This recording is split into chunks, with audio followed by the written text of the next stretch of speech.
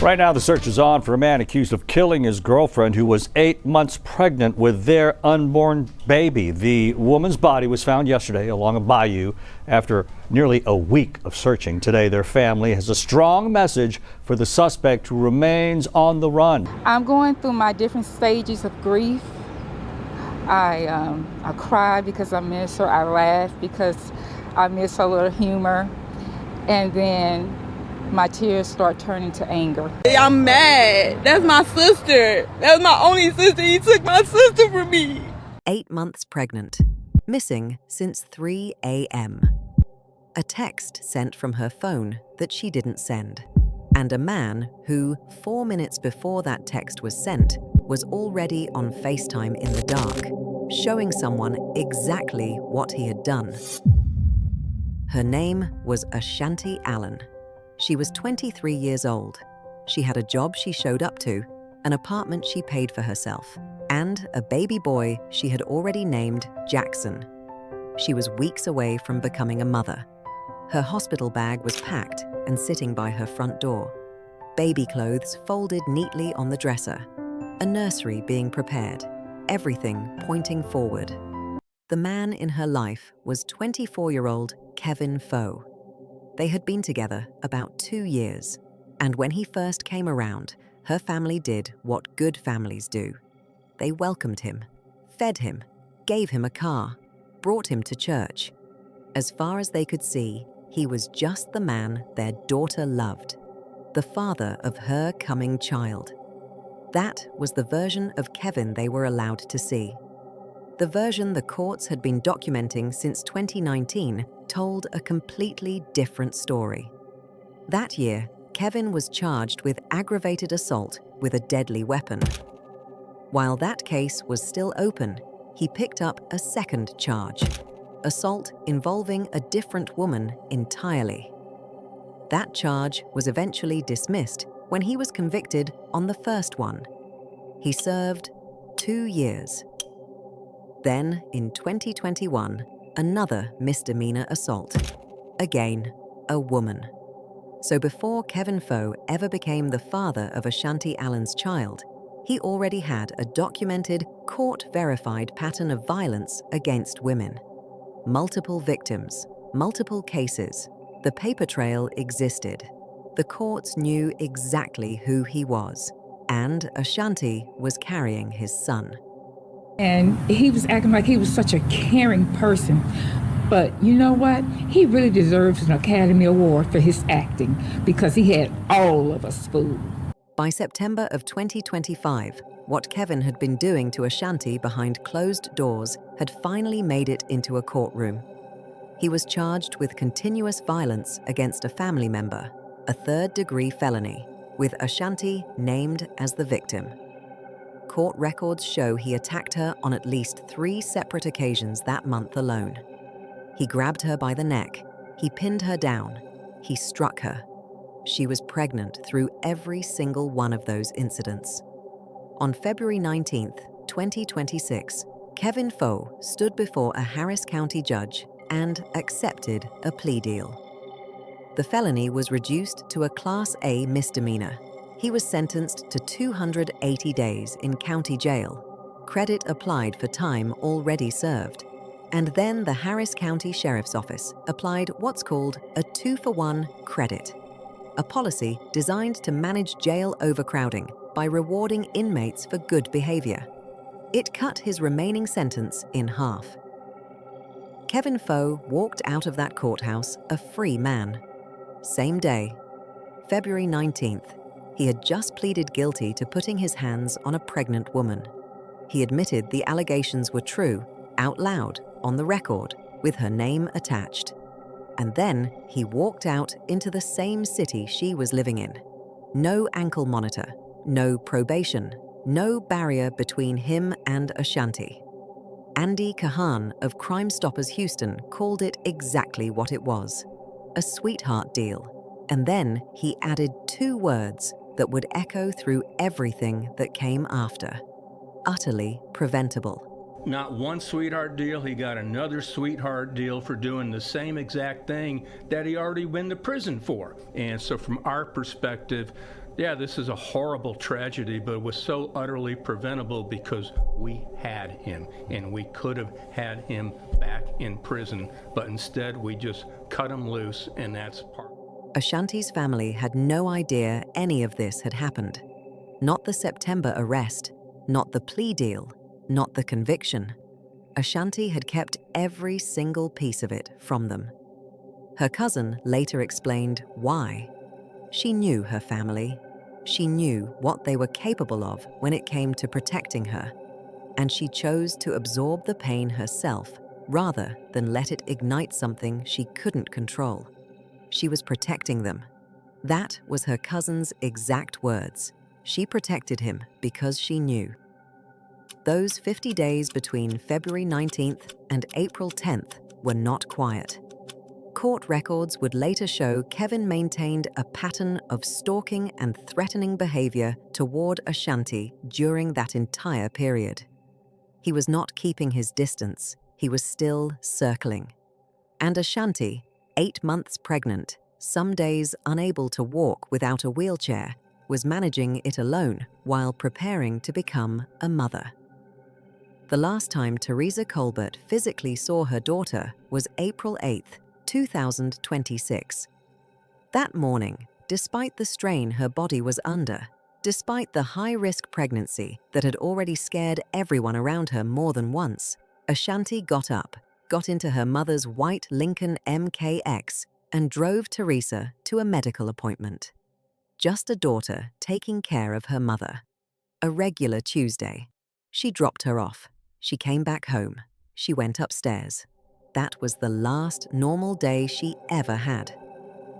The following night, going into the early hours of April 10th, surveillance cameras at Ashanti's apartment complex on the 8700 block of Main Street captured something that would become the foundation of the entire criminal case. At approximately 2:25 in the morning, the white Lincoln MKX was recorded leaving the parking garage. The person behind the wheel matched Kevin Faux' description. Ashanti was in that vehicle. From that moment forward, she was never seen alive again. At 3:17 in the morning, Kevin Faux opened FaceTime and called a woman. He was outside, wooded area. Court documents describe him as sweating. He told her he had just taken someone's life. Then he turned the camera. He showed her a body on the ground, set the phone down, and, according to that witness, continued dragging the body toward the bayou at Chimney Rock Park while the call was still connected. When the call ended, he sent 2 text messages. The first, "Had to fight for my life."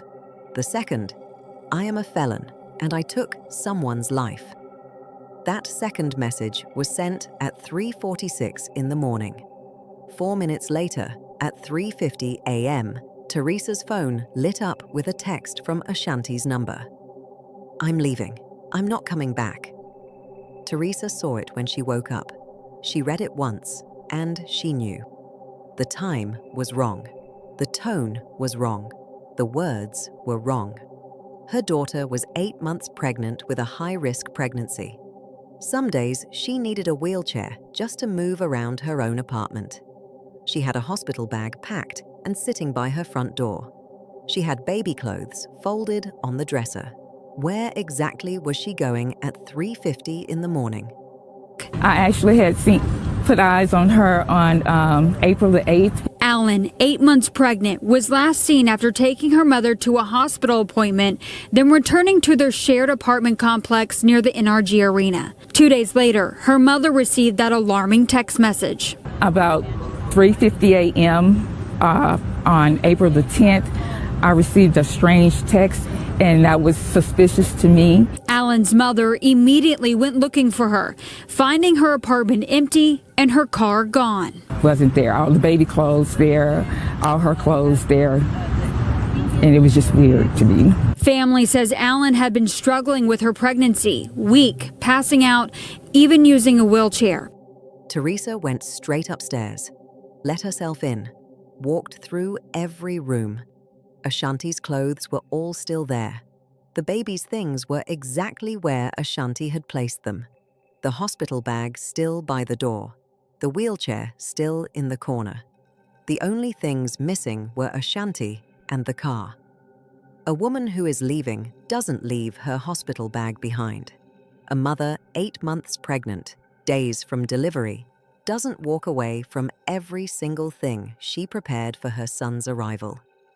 Teresa knew it from the first read. She filed a missing persons report with the Houston Police Department and told them immediately, if anything happened to her daughter, Kevin Faux did it. You are the only suspect. While Teresa was doing that, her son started tracking Ashanti's phone. It was pinging at Kevin Faux's mother's house, Kimberly Young. Teresa's son drove over there. Kimberly said the phone wasn't there. She called Kevin in front of them and put it on speaker. Kevin told them he hadn't seen Ashanti in over a week. That's when Teresa's son tracked the car. Kevin pulled up in it shortly after. Teresa got out and walked straight up to him.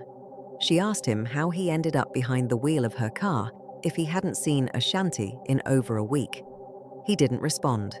Police were called, and while the family waited for them to arrive, Kevin went to a bin near the property and removed it.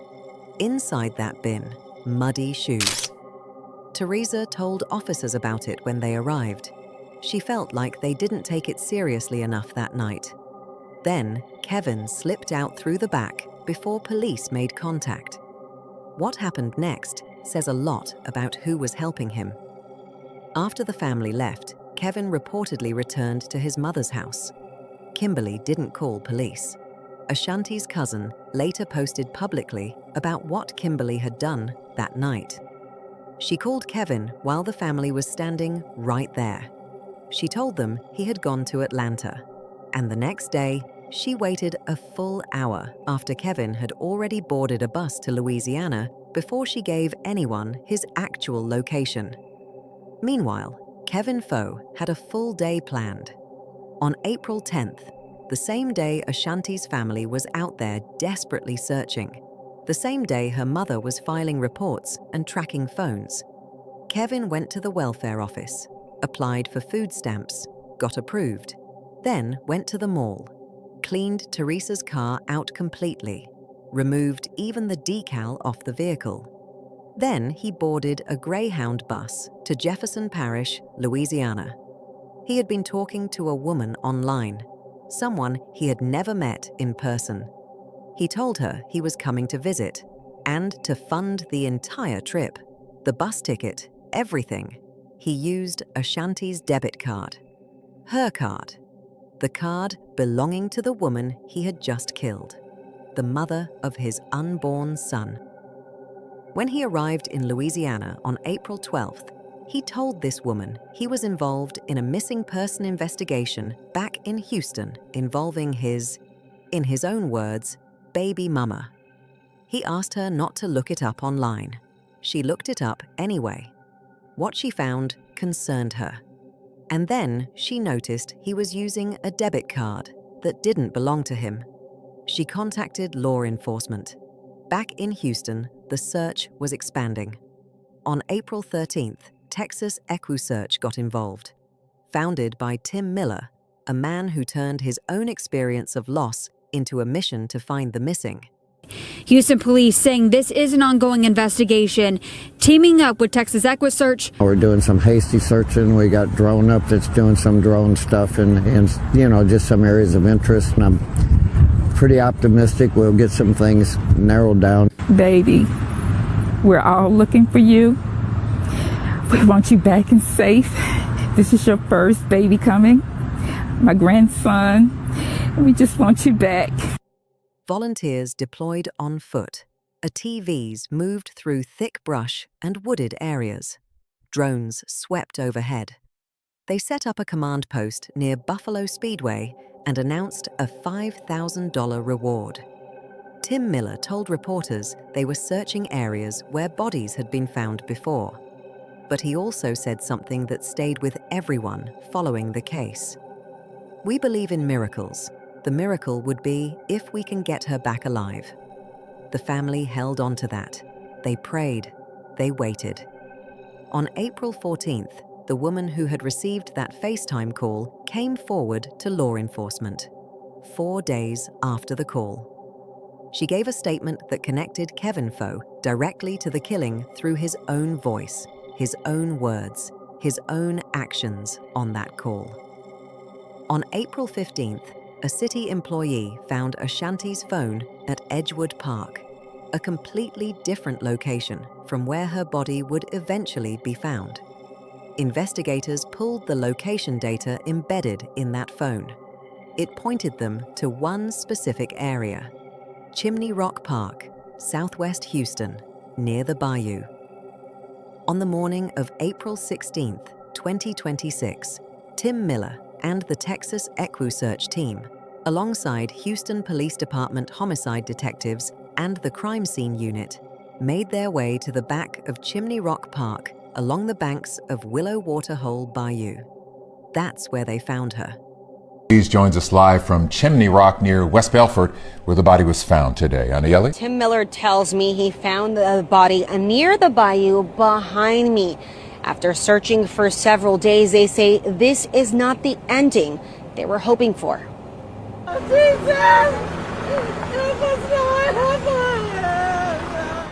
A family is shattered, grappling with the loss they say should have never happened. Family tell us the body of 23-year-old Ashanti Allen, who is 8 months pregnant, was found here at the Chimney Rock Park. Her father, Edward Allen, said he was at work when he got the call. I cried, but now my body is just numb. Her father tells me they were supposed to be welcoming his grandson. Now they have to bury his daughter and her unborn child. Being pregnant 8 months with my first grandson, I can't even imagine. I can't even tell you how I feel. Court documents state Ashanti was found with a cord wrapped around her neck, twice, tied in a knot. Visible injuries consistent with strangulation. And in the same area, investigators also observed her unborn son, Jaxon, who never took a single breath outside of his mother's womb. Surveillance footage from a nearby business, time-stamped at 3:21 in the morning on April 10th, had already captured a figure matching Kevin's clothing description, dragging something toward that exact location. Man matching Fox's description was caught on this surveillance camera dragging what appeared to be a body along a bayou in Chimney Rock Park, where Ashanti's remains were found nearly a week later. Ashanti's father, Edward, was at work when the news reached him. You're Ashanti's dad? I'm Ashanti's dad. Tell me how you're feeling right now.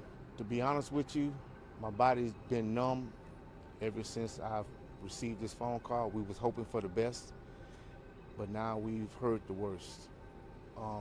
Being pregnant 8 months with my first grandson, I can't even imagine. I can't even tell you how I feel. My body is just completely numb. I don't think I even processed the fact that my daughter's gone. But I know it's gonna hit me. It's gonna hit me hard. 'Cause I love my baby girl. She was my only girl, my baby girl, and then she had my only baby grandson. So right now, I can't put it in words how I feel. A lot of people described her as sweet, saying that she was an introvert and whatnot. Tell us a little bit about her. Yeah, she was sweet. I mean, she went to community college, got a degree, and she was working for Bentab Hospital. She loved her job. She was doing good. She was great. She's 23 years old. She had a career, got pregnant, first baby. She was excited about that. And her life was going somewhere. It was going somewhere until, unfortunately, this happens. You know, the wrong people in your life.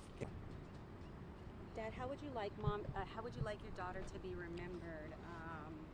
How would you like the community to remember your daughter? Those that didn't know her. Well, she was a young lady, 23 years old.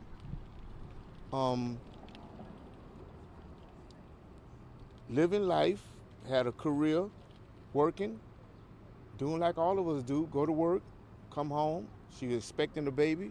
I mean, she had baby clothes. I was about to go buy a car seat and stroller and all this other stuff. I mean, she's just a normal girl, pretty girl, working and just trying to live life. That's it.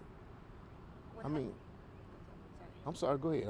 But I guess what happens now you have to plan a funeral, so I'm sure that's not what you guys wanted. No, it's not what I actually went to work this morning. I'm a truck driver by trade, and we've been hoping for the best, and I just been trying to occupy my mind. I went to work, and I got the phone call. I had to turn around and come out of the place where I was at and head over here, hearing this bad news of my daughter. And like I said, I cried, but now my body is just numb because I don't even know what to think anymore. By the evening of April 16th, Houston police charged Kevin Faux with murder. The following day, April 17th, that charge was upgraded to capital murder. Because under Texas law, Ashanti was 8 months pregnant at the time of her death. Both lives are counted. Both deaths are his to answer for. 2 lives, 1 charge that now carries either life in prison without parole or the death penalty. But Kevin Faux wasn't in Houston to hear any of it. He was still in Louisiana, still at the apartment of the woman he'd traveled to visit, still using a dead woman's debit card. And then, while he was there, he did something that removed any remaining question about where his head was. A screenshot began circulating, allegedly a message Kevin had sent from hiding. In it, he wasn't expressing guilt. He wasn't turning himself in. He was complaining that the manhunt was affecting his mother. And he went further.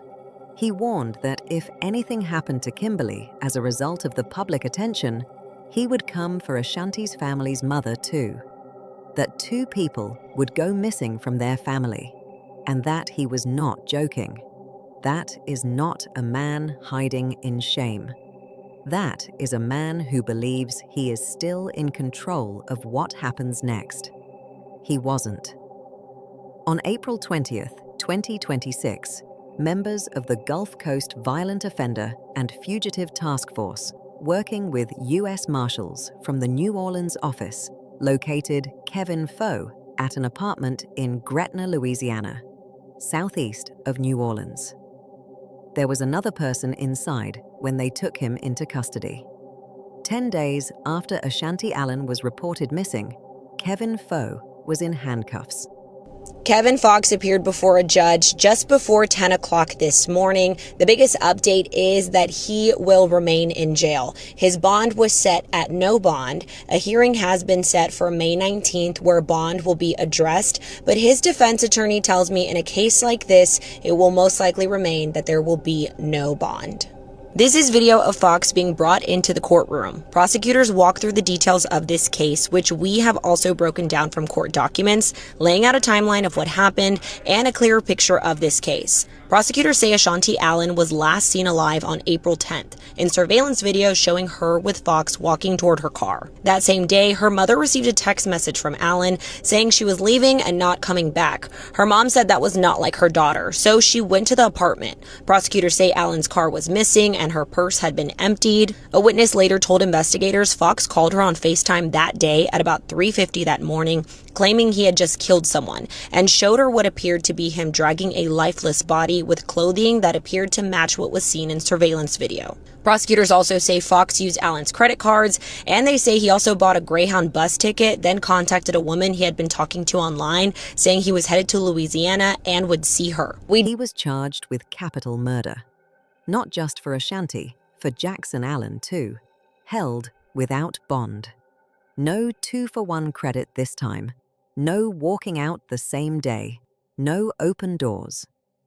Harris County prosecutors moved immediately, citing the newly voter-approved Proposition 3, a 2025 measure designed specifically to keep individuals charged with certain violent offenses detained while awaiting trial. He was going to sit and wait for what was coming. On April 23rd, the family held a balloon release at Chimney Rock Park, the same place where she was found. They chose to reclaim it, not as a crime scene, but as a place of remembrance. Community came out. Family, friends, EquiSearch volunteers, Houston police officers. But I would like for the prosecutor who was over her case, over Kevin's case when he went to jail for assaulting my daughter, and I want the judge who hit that gavel and said you're free to go. I want them to see how my baby is looking right now. This should not be a celebration of her death. This should be a joyous time for my grandson to be delivered into this world. But God saw different, and I can't question him. But all I can say is that Kevin is a demon walking. The way my child looked, he is nothing but a demon, and can't nobody tell me different. And anybody who helped him along the way, they need to be prosecuted. Absolutely. Yes, ma'am. So once again, Harris County District Courts, do the right thing this time. Do not let me down. Do not let my family down. Do not let her friends down. Because y'all let her down the first time. She did everything. She might not have told me, but she did the right thing by reporting it. Exactly. He said, I'm guilty.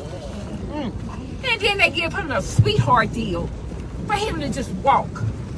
No, that's not fair. And why does his mama think that she get a chance to see her child when I can't even have a proper burial for my daughter and my grandson? Kimberly Young.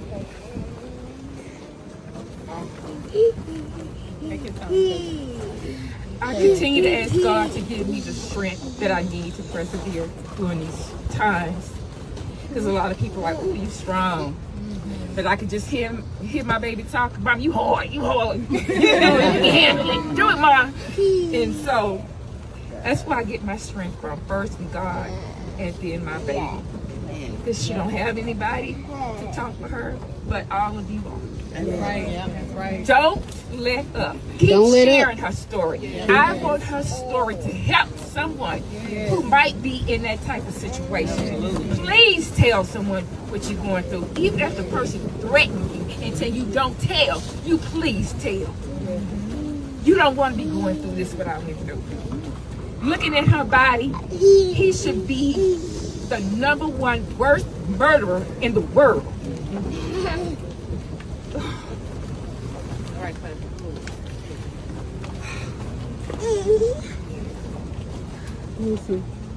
I'm sorry, y'all.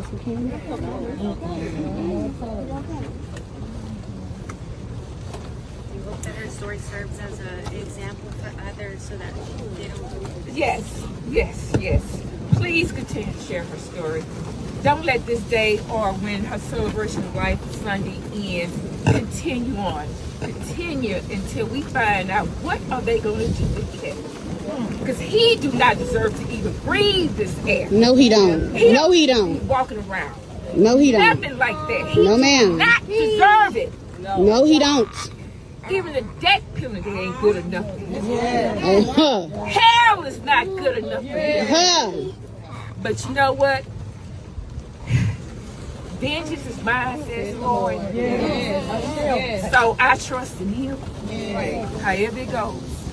And as long as it's his will to get me right in my life and able to walk and talk, I will be fighting for my daughter. Me too, Annie. Yes, ma'am. Ashanti and Baby Jaxon were laid to rest on April 26, 2026.